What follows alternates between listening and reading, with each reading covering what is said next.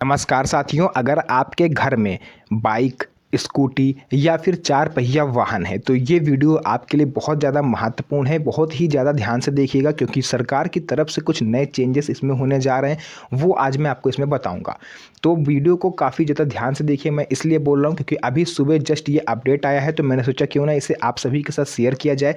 Video को start करेंगे और हर उस पॉइंट पर बात करेंगे जिसमें सरकार चेंज करने जा रही है। तो चलिए वीडियो को स्टार्ट करते हैं। तो साथियों, जैसा कि आप लोग इस चीज़ से भली भांति परिचित हो कि सरकार कभी भी नए नियम, नई नीतियां लागू कर देती है। इसकी जानकारी हर उस आम नागरिक को नहीं हो पाती जिसको इसकी जानकारी होनी चाहिए।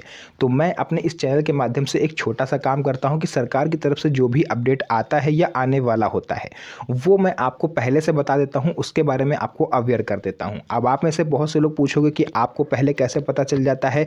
तो साथियों, ये चीज़ ऐसी होती है कि ये चीज़ आप लोग की जानकारी में आने से पहले हम जैसे लोगों को पता चल जाता है, क्योंकि सूत्र जो होते हैं उनके द्वारा ये खबर फैल जाती है। तो मैं आपको बताता हूं कि कौन से ऐसे 5 बड़े चेंजेस हैं जो होने जा रहे हैं वाहन चालकों को लेकर के। तो नंबर 1 पर आ जाता है ड्राइविंग लाइसेंस को लेकर के। आप में से बहुत से लोग क्या करते हो, ड्राइविंग लाइसेंस और आरसी के बिना गाड़ी लेके निकलते हो। तो इस चीज़ को ध्यान से सुनिएगा कि अब 100, 200, 500 दे के अगर आप अपना काम चलाना चाहते हो ट्रैफिक पुलिस कर्मी को, तो वो आप भूल के भी मत करिएगा, वरना उसका आपको काफ़ी बड़ा नुकसान उठाना पड़ सकता है। ड्राइविंग लाइसेंस अनिवार्य। अब बिना वैध ड्राइविंग लाइसेंस के वाहन चलाना गंभीर अपराध की श्रेणी में आएगा। अभी तक क्या होता था कि अभी तक अगर आप ड्राइविंग लाइसेंस लेकर नहीं निकलते थे और ट्रैफिक पुलिसकर्मी ने आपको पकड़ा, तो आपका जो चालान होता था वो होता था ट्रैफिक नियमों को ना मानने को लेकर के। लेकिन अब जिस श्रेणी में आपका चालान होगा वो गंभीर अपराध की श्रेणी में माना जाएगा, यानी आपने जानबूझ के नियमों की अनदेखी करी। तो ऐसे में अगर आप वहाँ पर 100, 200, 500 रुपये पुलिस वाले की जेब में रखते हो, अगर वो पुलिस वाला ईमानदार हुआ, देखिए ठीक है, ईमानदार हुआ अगर, तो फिर आप समझ लीजिए आप कहाँ पहुँच सकते हो। अगर बेईमान हुआ तो मैं उसकी बात नहीं करूँगा, लेकिन अगर वो ईमानदार हुआ तो आपको 3 महीने की जेल भी हो सकती है और आपका लाइसेंस हमेशा के लिए सस्पेंड किया जा सकता है। ये एक बड़ी चीज़ है जिसको आपको समय रहते समझना होगा और अपने यार दोस्तों को भी समझाना होगा। पहली बार अगर आप पकड़े जाते हो फिलहाल, तो आपके ऊपर 3,000 रुपये तक का जुर्माना लग सकता है। दूसरी बार पकड़े जाते हो तो 10,000 रुपये तक का जुर्माना लग सकता है। और अगर बार बार यही गलती करते हो तो आपका लाइसेंस 6 महीने के लिए सस्पेंड कर दिया जाएगा। उसके बाद आप 6 महीने तक वाहन को लाइसेंस के साथ नहीं चला सकते। इसके अलावा वाहन रजिस्ट्रेशन यानी आरसी जो है वो अपडेट होना ज़रूरी है। अगर आपकी गाड़ी का आरसी एक्सपायर हो गया है और आप उसको अपडेट नहीं करवा रहे हो तो यहाँ पर आपका चालान हो सकता है। लेट फीस की नई दरें भी निकल कर सामने आ गई हैं। अगर निजी वाहन है और आरसी को एक्सपायर हुए 3 महीने हो गए तो पर मंथ 300 रुपये के हिसाब से आपको यहाँ पर एक्स्ट्रा चार्जेस देने पड़ सकते हैं। आप जितने महीने लेट जाओगे उसको 300 से मल्टीप्लाई कर लेना, उतने रुपये आपको देने पड़ सकते हैं। और अगर आपका कॉमर्शियल वाहन है तो ये फ़ीस दुगनी हो जाती है, यानी 600 रुपये पर मंथ के हिसाब से आपको पे करना पड़ सकता है। अगर 10 महीने लेट हुए तो आप अपना खुद जोड़ लो कितने रुपए आपको देने पड़ेंगे। नियम नंबर 2, स्क्रैप पॉलिसी और पुरानी गाड़ियों को लेकर के भी एक नया अपडेट आया है। कौन सी गाड़ी अब नहीं चलेंगी?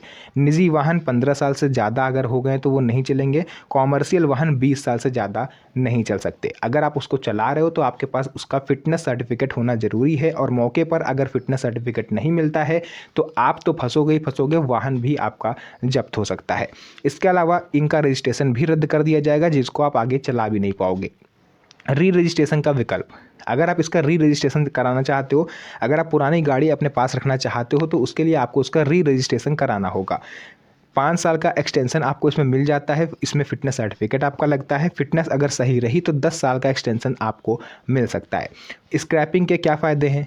अगर आप पुराने वाहन को स्क्रैप कराना चाहते हो तो यहाँ पर आपको रोड टैक्स में सरकार कुछ छूट दे देगी, और अगर आप नया वाहन खरीदोगे स्क्रैपिंग के बाद तो उसमें भी कुछ % तक का डिस्काउंट आपको मिल सकता है, जिसको सरकारी सब्सिडी नाम दिया गया है। नियम नंबर 3, हेलमेट और सुरक्षा नियम। देखिए, हेलमेट अब अनिवार्य है।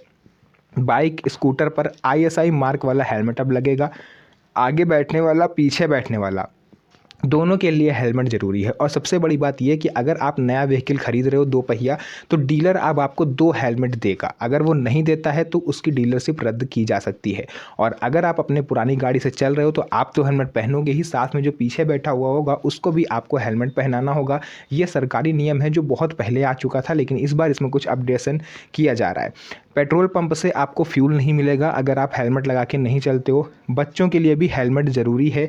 अगर बच्चा बाइक पर बैठा है तो उसे भी हेलमेट पहनना होगा। आप ये बहाना नहीं लगा सकते कि हम आगे उसको बैठा लें टंकी पर या हम दोनों पति पत्नी के बीच में बच्चा बैठा है तो वो सेफ़ है, ये बहाना अब नहीं चलेगा।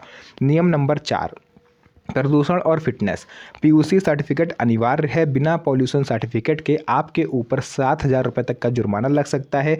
इसके अलावा फिटनेस टेस्ट, पुरानी गाड़ियों के लिए रेगुलर फिटनेस टेस्ट फेल हुए तो सड़क पर चलाना मना। देखिए, अगर आपका वाहन पुराना है और आपको उसको रजिस्ट्रेशन कराना है तो आपको उसका फिटनेस टेस्ट आरटीओ आके देना होगा। और अगर वाहन यहाँ पर फेल होता है, लाइक ब्रेक सिस्टम से या फिर धुआं ज़्यादा छोड़ रहा है, आवाज़ ज़्यादा कर रहा है, तो वहीं से उसको रिजेक्ट कर दिया जाएगा। फिर आपके सामने केवल एक ऑप्शन होगा अपने वाहन को स्क्रैप कराने का, क्योंकि आप उसे कहीं भी नहीं चला सकते। नियम number 5, motor insurance. Third party insurance अनिवार्य कर दिया गया है। बिना इंश्योरेंस के अगर आप वाहन चलाते हो तो चालान हो सकता है, वाहन जब्त हो सकता है, मौके पर महंगा शॉर्ट टर्म बीमा आपको कराना पड़ सकता है, क्योंकि ऐसी गाड़ियों का पुलिस वाले on the spot third party बीमा करवाते हैं जो कि आपको काफ़ी ज़्यादा महंगा पड़ेगा। पैसा सीधे फास्टैग से आपके काट लिया जाएगा। नियम नंबर 6, ट्रैफिक नियम और जुर्माना। देखिए, अब इन पर सख्त कार्रवाई होगी अगर आप इन ट्रैफिक रूल्स को तोड़ते हो। पहला, रेड लाइट जंप पर 5,000 रुपये तक का जुर्माना, ओवर स्पीडिंग पर 3,000 रुपये तक का जुर्माना, गलत लेन पर अगर आप चल रहे हो, जिधर आपकी साइड है जाने वाली और आप उल्टी दिशा में चल रहे हो तो यहाँ पर 1,000 रुपये तक का जुर्माना, फ़ोन का इस्तेमाल कर रहे हो, अगर गाड़ी चलाते समय बात कर रहे हो या फिर रील स्क्रॉल कर रहे हो तो इस पर भी जुर्माना लगेगा।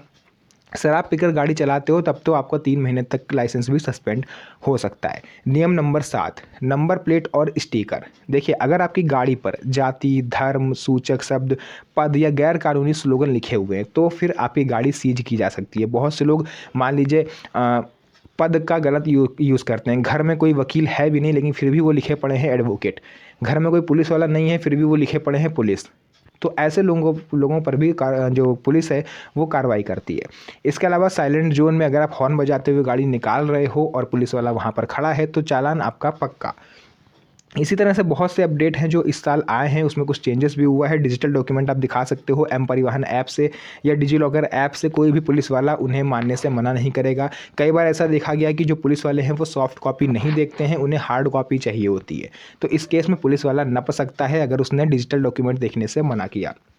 तो ऐसे बहुत सी चीज़ें अगर मैं आपको बताता रहूँगा तो वीडियो काफ़ी ज़्यादा लंबी हो जाएगी, बट जो मेन रूल थे वो मैंने आपको इसमें समझाने का प्रयास करा। अगर वीडियो पसंद आई हो तो वीडियो को लाइक करके चैनल को सब्सक्राइब जरूर करें, क्योंकि इस तरह की वीडियोस मैं आपके लिए बनाता रहता हूँ। साथ ही साथ इस जानकारी को अपने यार दोस्तों और रिश्तेदारों के साथ शेयर कर दीजिए ताकि उन्हें भी इन चीज़ों के बारे में जानकारी हो पाए। तो फिलहाल के लिए आज की इस वीडियो को हम लोग यहीं तक रखेंगे। फिर से मुलाकात होगी आप सभी से एक और नई इंटरेस्टिंग मज़ेदार वीडियो में। तब तक के लिए धन्यवाद। जय हिंद।